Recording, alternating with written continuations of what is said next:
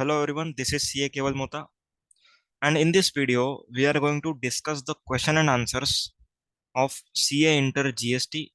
Okay, CA में inter वाले students भी इस वीडियोस को देख सकते हैं. ओके, अब इसमें हम लोग डिस्कशन क्या क्या करेंगे, जो भी क्वेश्चंस आए हुए हैं पास्ट एग्जाम्स में. ओके, वो क्वेश्चन क्या कहना चाहता है, आंसर क्या होना चाहिए, वो हम लोग डिस्कस करेंगे. आंसर कैसे लिखना है उसके ऊपर एक सेपरेट वीडियो आप लोग को दे दिया जाएगा. तो आप लोग को कैसे स्ट्रक्चर करना है आंसर को, वो आपका लुकआउट है. आप लोग को उस वीडियो को देख करके आंसर बनाने को आना चाहिए. तो अपना प्राइमरी फोकस क्या रहेगा इन वीडियो से, टू अंडरस्टैंड कि आंसर हम लोग को कैसे लाना है. ओके, लिखना है नहीं, आंसर कैसे लाना है, how to arrive at answer. समझ में आया? जो लोग फर्स्ट टाइम जीएसटी पढ़ रहे हैं, ओके, जिन्होंने कंसेप्ट नहीं किया है लेकिन क्वेश्चन आंसर करना है, तो फिर आप गलत वीडियो में हो. आपको सबसे पहले क्वेश्चन आंसर्स के पहले आपको कंसेप्ट समझना पड़ेगा. ओके, आपको इन डेप्थ रिवीजन पहले पूरा चेक करना है, जो भी सिलेबस आपके लिए एप्लीकेबल है. उसके बाद आप लोग क्वेश्चन एंड आंसर का ये वाला बैच देख सकते हो. आया समझ में? ठीक है, now let us start with the first chapter, that is supply under GST. Question number 1. XYZ was amalgamated with ABC. On account of amalgamation, X Limited, a registered person and a shareholder of XYZ Limited, received 10,000 shares of ABC Limited in exchange of 5,000 shares of XYZ Limited. मतलब ये company amalgamate हुआ, तो जो भी share holder थे उसको नए company के शेयर्स मिले. ओके, तो यहाँ पर जो शेयर्स मिले उसको सप्लाई बोलेंगे क्या? आंसर इज नो, सप्लाई नहीं बोलेंगे. नेक्स्ट, परमानेंट ट्रांसफर के ऊपर क्वेश्चन है. Saheb sales an air condition dealer in Janakpuri, Delhi, needs 4 AC for his newly constructed house in S. Okay, ये एरिया है. Therefore, he transfers 4 AC on which ITC has been availed from its stock for the said purpose. Examine whether the activity amounts to supply. अब यहाँ पर ध्यान से सुनो, question क्या बोलते हैं. साहब सेल्स ये कौन है? ये एक एसी का डीलर है. ठीक है, ये एक एसी का डीलर है. अब इसने क्या किया हुआ है, एसी को परचेस किया हुआ है. एसी परचेस किया हुआ है. ठीक है, इसके ऊपर उसने आईटीसी भी अवेल कर लिया है. ठीक है, अभी वो क्या बोलता है कि उसने एक नया घर कंस्ट्रक्शन किया है, उस घर पे उसको ये 4 एसी लेके जाने हैं. ओके, उसको ये 4 एसी घर पे लेके जाने हैं, घर के लिए ट्रांसफर करना है. तो यहाँ पर क्या इसको सप्लाई मानेंगे? आंसर इज यस, इसको सप्लाई मानेंगे. रीजन, सबसे पहला, ये permanent transfer of business asset है. ठीक है, AC is a business asset क्योंकि एसी का डीलर है. Permanent transfer of business asset where ITC has been availed would be treated as supply even if made without consideration. Okay, भले ये घर से अब पैसा कुछ नहीं ले रहा है, पर फिर भी इसको हम लोग क्या मानेंगे? सप्लाई मानेंगे. क्लियर है पॉइंट? ओके, अभी second part of this question है, उसमें क्या कहा जाता है कि एक पर्सन है जिसका नाम है आकाश. ठीक है, एक पर्सन है जिसका नाम है Akash. He is resident. Resident मतलब कि उसका कोई बिजनेस नहीं. उसने क्या किया, साहब सेल्स को एसी ट्रांसफर किया. बोलो इसको सप्लाई बोलेंगे कि नहीं? 5,000 में ट्रांसफर किया. आंसर इज नहीं बोलेंगे. क्यों नहीं बोलेंगे? क्योंकि सप्लाई होने के लिए दो चीजों का होना जरूरी है. सबसे पहला कंसिडरेशन, दूसरा बिजनेस पर्पस. यहाँ पर कंसिडरेशन तो है लेकिन बिजनेस पर्पस नहीं है, इसीलिए इस ट्रांजेक्शन को सप्लाई नहीं बोलेंगे. Third, Mota limited gives Diwali gift to 20 employees worth ₹5 lakh. Okay, 20 employ को दिया 5 लाख का, मतलब एक एम्प्लॉय को कितना पड़ा? 5 लाख अपॉन 20 कितना आता है देखो? 10,000 नहीं, कितना आएगा? 25,000 आ रहा है शायद. ठीक है, 25,000 आएगा. Would it amount to supply? Answer is no, क्योंकि एम्प्लॉयर अगर एम्प्लॉय को गिफ्ट देता है तो अप टू ₹50,000 को हम लोग सप्लाई नहीं बोलते. तो सिंस यहाँ पर 25,000, it will not be treated as supply. लेकिन अगर 65,000 का दिया होता तो सप्लाई मानते? आंसर इज यस, मानते. क्या आईटीसी मिलता? यस, आईटीसी मिलता इन केस ऑफ 65,000 वाला केस, पर 25,000 वाले केस में नहीं मिलता. समझ में आया? अगर मोबाइल परचेस किया मोता लिमिटेड ने 25,000 का, उसने अपने एम्प्लॉय को दिया ये मोबाइल, इसको हम लोग सप्लाई नहीं मानेंगे, इसका आईटीसी नहीं मिलेगा. लेकिन अगर मैंने 65,000 का मोबाइल खरीदा, ओके, एंड एम्प्लॉयज को दिया, तो यहाँ पर पूरे वैल्यू को सप्लाई मानेंगे, 65 को, एंड इस परचेस का भी आईटीसी मिलेगा. क्लियर है? आगे, ABC Motors engages Sunshine Cars as an agent to sell car on its behalf. मतलब Sunshine Cars is acting as an agent of ABC. तो यहाँ पर ABC ने जब एजेंट को गुड्स भेजा, उसको सप्लाई कब मानेंगे? जब सनशाइन कार्स खुद के नाम पे इनवॉइस बनाएगा, ठीक है। एजेंट जब खुद के नाम से इनवॉइस बनाता है तब तब क्या होता है, प्रिंसिपल जब एजेंट को भेज रहा है उसको हम लोग सप्लाई मानते हैं।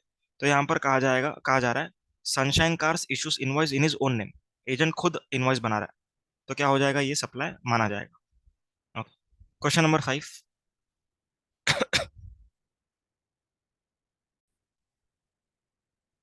Question number 5। Raman is an architect in Chennai. His brother who is well settled in London. ठीक है, भाई है जो कि लंदन में वेल सेटल्ड है। Raman has taken legal advice from him free of cost with regards to the family dispute. यहाँ पर डिस्प्यूट है, family dispute. Okay. Examine whether the said activity would amount to supply. And second part of the question is would your answer change if Raman has taken advice in respect of business unit. अभी पहले provision क्या है वो सुन लो। Provision ये कहता है कि अगर आप लोगों ने इंपोर्ट ऑफ सर्विस किया without consideration, okay, import of service किया विदाउट कंसिडरेशन, तो इसको हम लोग सप्लाई कब मानेंगे? इसको हम लोग सप्लाई तब मानेंगे जब रिलेटेड पार्टी से हो एंड बिजनेस पर्पस के लिए हो। अब आता है डेफिनेशन रिलेटेड पार्टी का। What is the meaning of related party? Related party का जो डेफिनेशन है उसमें फैमिली आता है। अब फैमिली का मतलब क्या होता है? यहाँ पर फैमिली का डेफिनेशन इंपॉर्टेंट है। ठीक है, स्पाउस एंड चिल्ड्रन, ये दोनों ऑलवेज फैमिली। ठीक है, ऑलवेज फैमिली। लेकिन brother, sister, parents and grand parents, ये चारों को फैमिली कब कहेंगे? जब ये लोग डिपेंडेंट हो। ओके। अब यहाँ पर कहा जाता है कि इसका भाई लंदन में सेटल्ड है। सेटल्ड है मतलब डिपेंडेंट है कि independent? It is independent. So brother is unrelated party. Brother is unrelated party. Okay. तो ब्रदर रिलेटेड पार्टी में मैं क्रॉस कर रहा हूँ। बिजनेस पर्पज है क्या? फैमिली डिस्प्यूट के लिए लिया, तो बिजनेस पर्पज भी नहीं है, तो सप्लाई नहीं माना जाएगा। क्लियर है? अगर बिजनेस पर्पज होता तो आंसर अलग होता क्या? अगर बिजनेस पर्पज होता तो भी आंसर क्या होता, सेम ही होता, क्योंकि पार्टी इटसेल्फ इज अनरिलेटेड। समझ में आया पॉइंट? ठीक है, इतना ही क्वेश्चन है। आगे question number 6। Question number 6। Examine whether the activity of import of service in the following independent cases would amount to supply or not. Miss Sriniti Kaushik received Vastu consultancy services for her residence located at Bandra. ठीक है, residence के लिए लिया। Okay. From mister racial of Sydney. Amount paid amount paid is 5000 USD। मतलब यहाँ पर जब भी हम लोग इंपोर्ट ऑफ सर्विस कर रहे हैं फॉर कंसिडरेशन, तो it will always be treated as supply. Clear? Personal हो चाहे बिजनेस हो, दोनों ही केस में सप्लाई माना जाएगा। क्यों? क्योंकि यहाँ पर पेमेंट होने वाली है। ओके। आगे, miss Shrinidhi Kaushik received vastu consultancy services for her business purpose located at Bandra. Business Bandra में है। From her brother Varun residing in Sydney. Further miss Shrinidhi did not pay any consideration. Okay. अभी अगर इंपोर्ट ऑफ सर्विस हो रहा है विदाउट कंसिडरेशन, तो क्या चेक करेंगे? Related party and business purpose. अभी यहाँ पर बिजनेस पर्पस है क्या? Answer is yes, business purpose. क्या भाई रिलेटेड पार्टी है क्या? तो यहाँ पर अपने को अजम्पशन लेना पड़ेगा। अगर हम अजम्पशन लेते हैं कि रिलेटेड पार्टी है, तो फिर इंपोर्ट ऑफ सर्विस सप्लाई माना जाएगा। अगर ब्रदर का अजम्पशन होगा रिलेटेड पार्टी नहीं है, तो फिर क्या होगा? सप्लाई नहीं माना जाएगा। आया समझ में? तो आपको अजम्पशन लिख करके आंसर लिखना पड़ेगा। Third, miss Shrinidhi Kaushik received vastu consultancy services for her residence. ठीक है, रेसिडेंस के लिए लिया। From her brother Varun. Okay. कुछ भी कंसिडरेशन पे नहीं किया, लिखते हैं यहाँ पर। तो हम लोग का वही डिस्कशन था। इंपोर्ट ऑफ सर्विस अगर रहेगा विदाउट कंसिडरेशन, तो किससे होना चाहिए? Related party and business purpose. ठीक है, यहाँ पर बिजनेस पर्पस है क्या? नहीं है। तो रिलेटेड पार्टी हो चाहे ना हो, कोई भी फर्क नहीं पड़ता। It will not amount to supply. तो यहाँ पर अजम्पशन का जरूरत नहीं है। क्यों? क्योंकि बिजनेस पर्पज ही नहीं है, इसीलिए सप्लाई नहीं माना जाएगा। आगे question number 7। Miss Pragati received legal advice for her personal problem इसको हाईलाइट किया। एंड पेड £1000, मतलब कंसिडरेशन पे हुआ है। जब भी हम लोगों ने इंपोर्ट ऑफ सर्विस किया, कंसिडरेशन पे किया, it will always be treated as supply. It will be always treated as supply. Okay. Explain whether the above activity of import of service would amount to supply. Obviously yes, क्योंकि consideration का payment हुआ है, ठीक है, consideration pay हुआ है। Second, if both of them are real sister and no consideration is paid, okay, तो अपना डिस्कशन सेम सेम रहेगा। रिलेटेड पार्टी होना चाहिए एंड बिजनेस पर्पस होना चाहिए। अभी यहाँ पर क्या है, पर्सनल प्रॉब्लम था, तो बिजनेस पर्पस नहीं है। ओके, बिजनेस पर्पस नहीं, तो चाहे रिलेटेड अज्यूम करो या अनरिलेटेड अज्यूम करो, फर्क नहीं पड़ता है। दोनों ही केस में क्या रहेगा, नॉट अ सप्लाई, क्योंकि बिजनेस पर्पस नहीं है, it was a personal problem. Clear है? आगे, further in the above case both of them are real sister and mrs Pragati received legal advice for her business and she did not pay. ठीक है, अपना discussion same. Related party business purpose होना चाहिए, यहाँ पर business purpose है। अगर related party assume करते हो तो इंपोर्ट ऑफ सर्विस को सप्लाई माना जाएगा। अगर रिलेटेड पार्टी नहीं है ऐसा अज्यूम करते हो तो फिर सप्लाई नहीं माना जाएगा। ओके, आगे,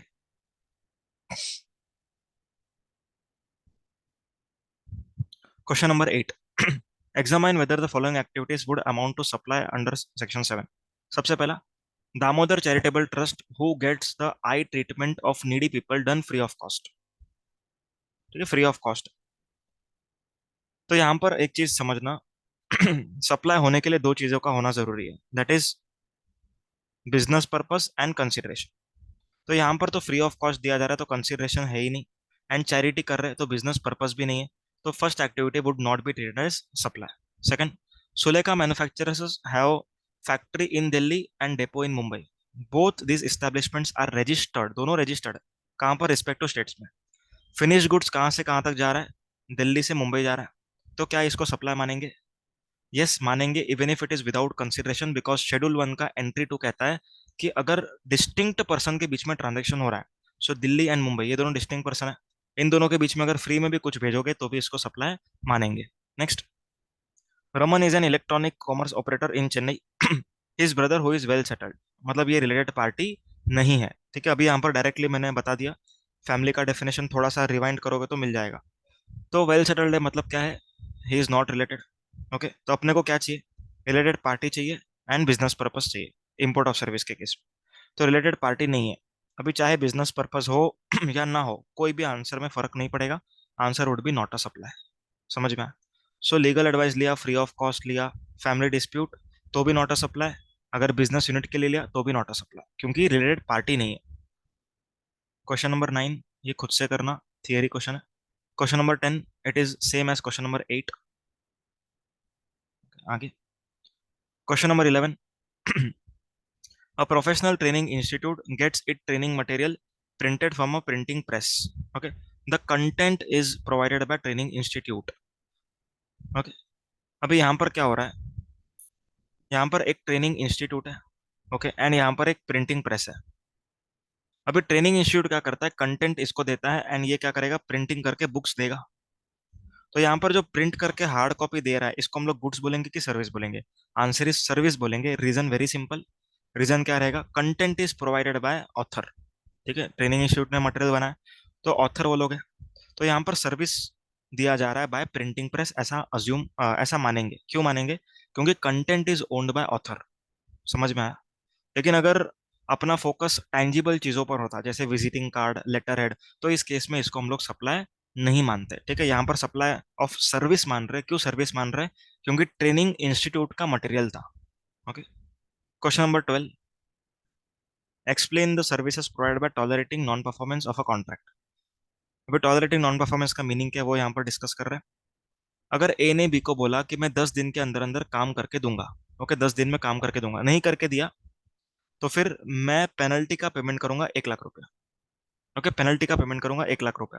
इस 1 लाख रुपए को टेक्निकल लैंग्वेज में लिक्विडेटेड डैमेजेस भी कहा जाता है। ओके, सो ये 1 लाख रुपए के लिए who is the supplier, who is the recipient? जिसको पैसा मिलता है वो सप्लायर, जो पैसा पे करता है वो recipient. So B would be treated as supplier, A is treated as recipient. अब सवाल ये आता है कि बी ने क्या सप्लाई दिया जिसके लिए उसको 1 लाख रुपए मिला? आंसर इज बी ने टॉलरेट किया non performance of A. Okay, B ने टॉलरेट किया नॉन परफॉर्मेंस ऑफ ए। समझ में आया?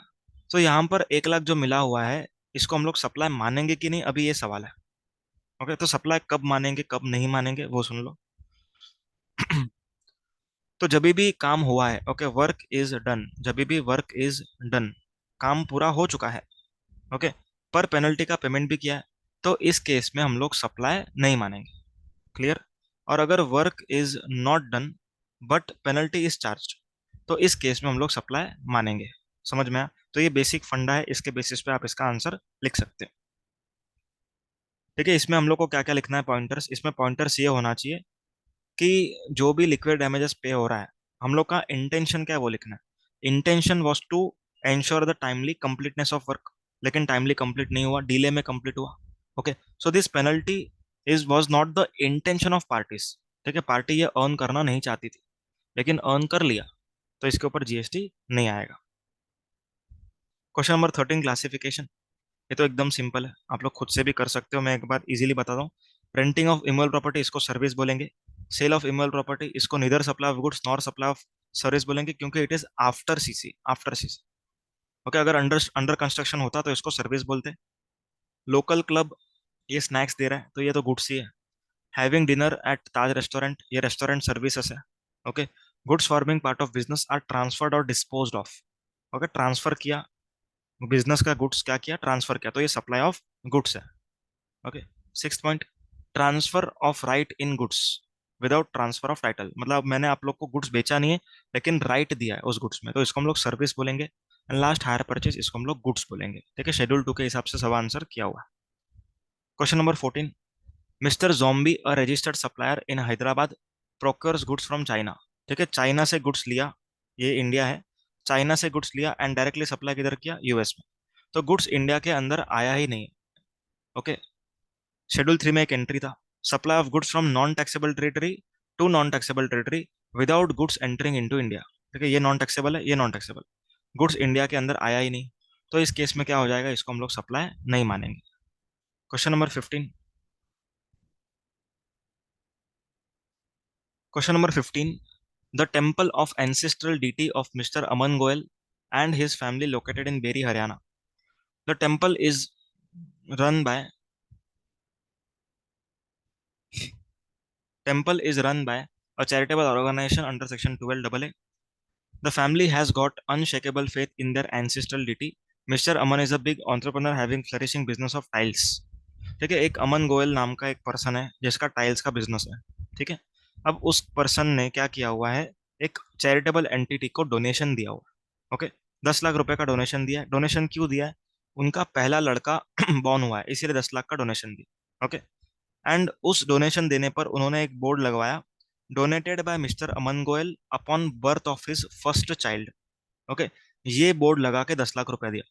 तो यहाँ पर कहा जाता है कि अगर चैरिटेबल एंटिटी को फिलांट्रोफिक पर्पस के लिए पैसा मिला है, that is no commercial gain, तो यहाँ पर चैरिटेबल एंटिटी को कोई जीएसटी पे नहीं करना है, इसको हम लोग सप्लाई नहीं मानेंगे। ओके, क्लियर है? लेकिन अगर ऐसा लिखा होता कि donated bye Aman Goyal big entrepreneur of tiles, तो यहाँ पर उस 10 लाख के ऊपर जीएसटी भरना पड़ जाता। ओके, क्वेश्चन नंबर 16, कंपोजिट है कि मिक्स्ड है, इसको अपने को आइडेंटिफाई करना है।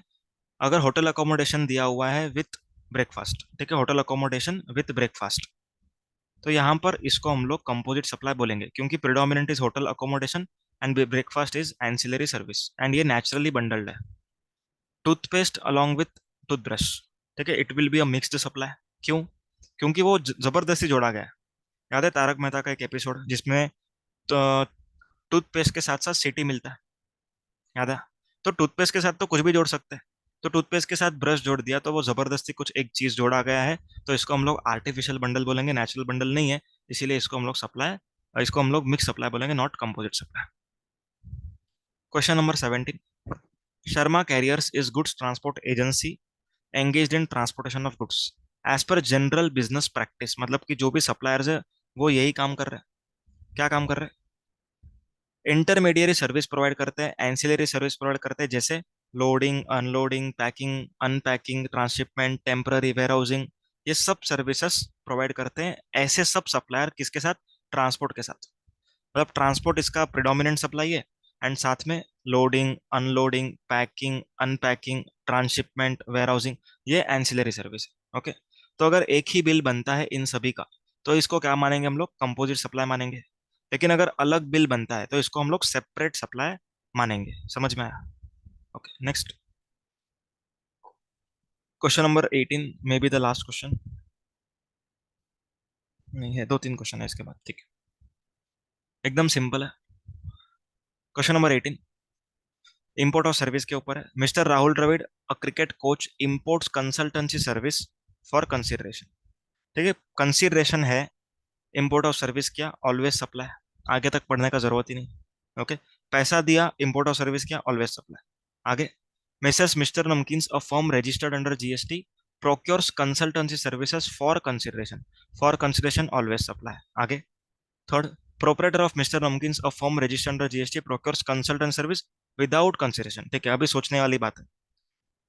ठीक है, सोचने वाली क्या बात है, रिलेटेड पार्टी होना चाहिए एंड बिजनेस पर्पज होना चाहिए।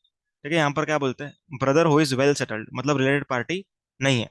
फिर चाहे बिजनेस पर्पज हो या ना हो, answer would not be a supply. Clear, it is not a supply. Fourth, Perrigo India private limited a company registered under GST procures management consultancy services from its parent entity L Perrigo. Parent entity does not charge the same from Perrigo India. Okay, मतलब यहाँ पर क्या हो रहा है, associate enterprise समझते हो, related party. एक रिलेटेड पार्टी दूसरे पार्टी को क्या दे रहा है, मैनेजमेंट कंसल्टेंसी सर्विस दे रहा है, लेकिन कुछ चार्ज नहीं कर रहा है। मतलब ये क्या हो गया, इंपोर्ट ऑफ सर्विस हुआ विदाउट कंसिडरेशन। क्या होना चाहिए, रिलेटेड पार्टी होना चाहिए, बिजनेस पर्पज होना चाहिए। ठीक है, पेरिगो इंडिया एंड एल पेरिगो ये पेरेंट एंड क्या बोलते हैं उसको, होल्डिंग सब्सिडरी है। तो यहाँ पर रिलेटेड पार्टी है, बिजनेस पर्पज है क्या, यस, मैनेजमेंट कंसल्टेंसी सर्विस मतलब ये बिजनेस सर्विस है। तो यहाँ पर हम लोग क्या मानेंगे, इसको सप्लाई मानेंगे। Fifth, Perrigo India private limited a company registered under GST procures management consultancy services from Sun Pharma. Sun Pharma से हम लोगों ने क्या किया, मैनेजमेंट कंसल्टेंसी सर्विसेज लिया है।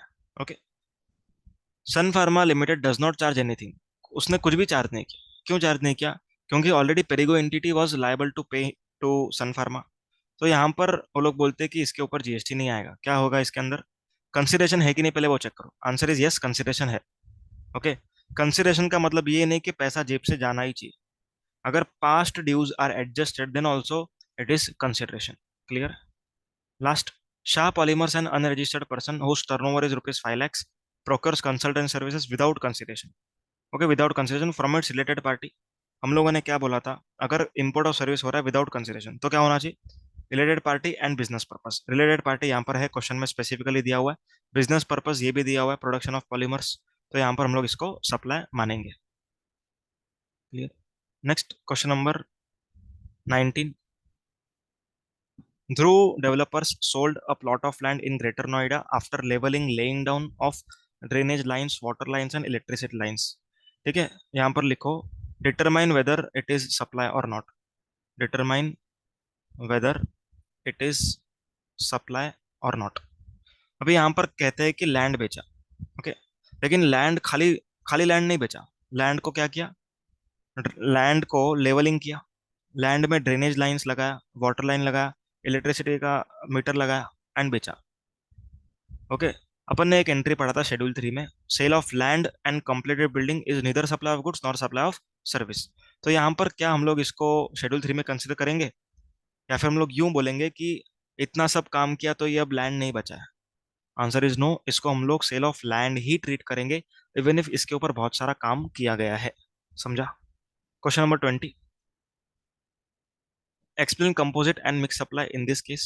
If a trader launches a package sale for marriage containing double bed, refrigerator, washing machine, wooden wardrobe at a single rate, at a single rate, he is issuing invoice showing value of each goods separately.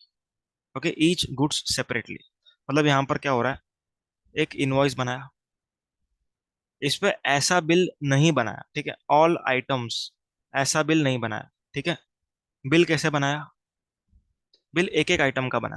ठीक है, bill एक एक item का बना। तो यहाँ पर composite supply होगा या मिक्स सप्लाई होगा, आंसर इज कुछ भी नहीं होगा, it will B separate supply. Mix supply होने के लिए सिंगल प्राइस चार्ज होना चाहिए। ओके, सिंगल प्राइस चार्ज होना चाहिए।